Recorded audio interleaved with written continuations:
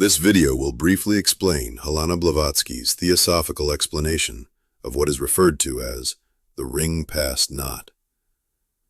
I will maintain an ease of comprehension for those not initiated into the mysteries and deep esoteric and occult spiritual science. Before engaging in this topic, I will first play an audio that will introduce you to this ring past not. In this audio, you will hear two Sanskrit terms. They are Manvantara and Pralaya. I will explain each of these near the end of this video. Buckle in and relax. Let us begin with the ring past not. All right, so for today's deep dive, we're tackling a really central paradox in Blavatsky's work. How can a totally boundless, infinite source, what she calls para-Brahman, how does that create a finite, structured universe without stopping being infinite? It's a fundamental problem, really, a real cosmic riddle. It is. And her answer is this concept called the ring past naught, the RPN. And this isn't a physical wall out there at the edge of space. It's more of a cognitive horizon. A state of consciousness, yeah. It separates the world of illusion, Maya, from the absolute reality, Sat. Exactly. So our mission is to unpack this.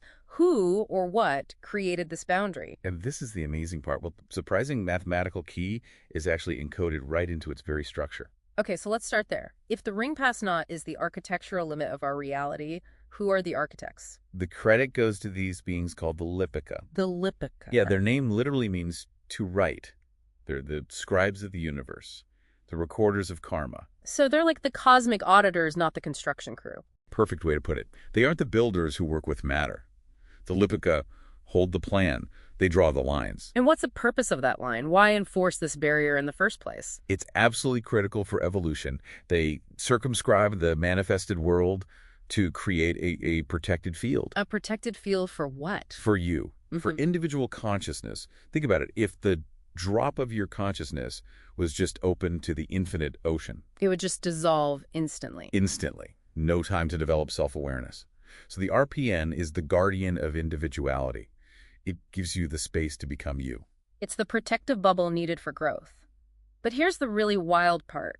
This abstract idea has a precise geometric formula hidden in the stanzas of Zyme. It does. I mean, it's incredibly specific. The source material says the Lipika trace 3 key figures inside the cosmic egg as it manifests. Right. Okay, so we have the triangle, which is a 3. That represents spirit. Then the cube, which is a 4. That's matter, the physical universe. And finally, the pentacle, a 5, which stands for humanity, or mind, manus, the pivot between the other two. Exactly. So you've got the sequence, 3, 4, 5. But the formula given isn't just 3, 4, 5. It inserts this other concept, the one life, the ray of spirit that initiates everything. And that's the key. So you take your triangle 3, you interpose the one life 1. Then you have the cube 4, and you interpose the one life again. And then the pentacle 5. Yeah. So you get 3.14 5. 3.1415. It's pi. Wow. The mathematical constant pi is the esoteric key to the whole structure. It's the ratio of a circle circumference. The ring past not the boundary. To its diameter. The one life cutting through it.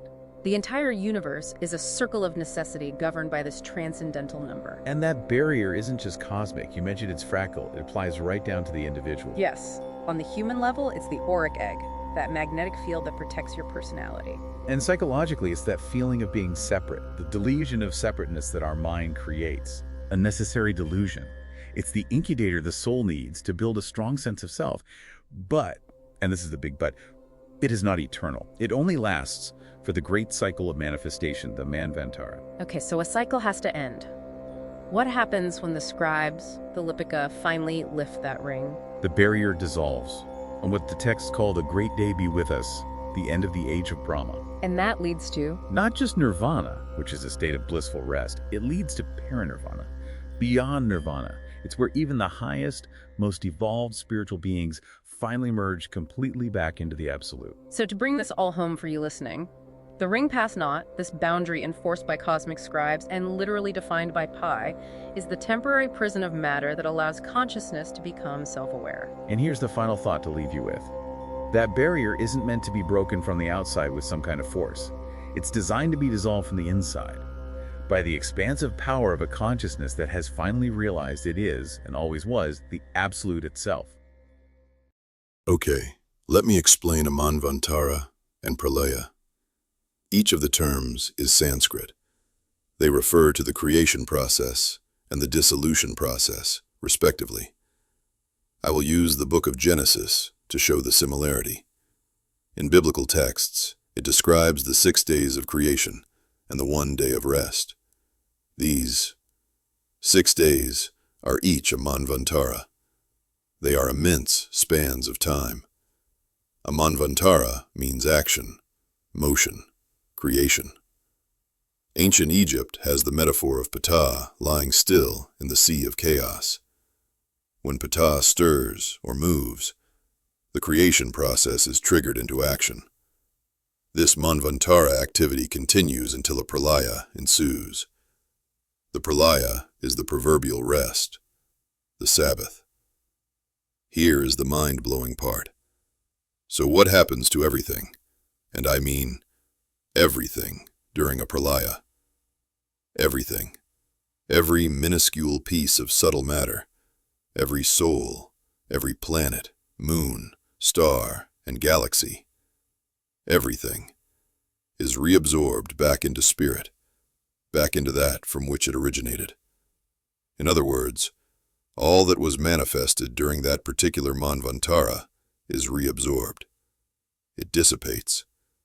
The breath of Brahma represents a Manvantara and a Pralaya. When Brahma breathes out, this represents creation. When Brahma breathes in, this represents reabsorption, a Pralaya. The cosmos has a rhythmic function. Breathe in, breathe out. Life on Earth has this same rhythmic function. Your breathing should be intentional and focused. Inhale and exhale with purpose, because you are mirroring at a microcosmic scale the rhythm of the cosmos. The 6 days of creation, as being earthly 24-hour periods of time, is not correct. The ancients knew the truth. Initiates of the mystery schools around the world knew the truth.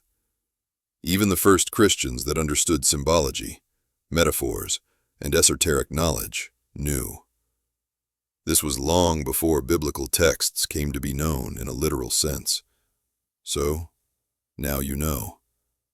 In my very next video, I will dive into the specifics of Pi and its important connection to the manifestation of our physical plane of existence.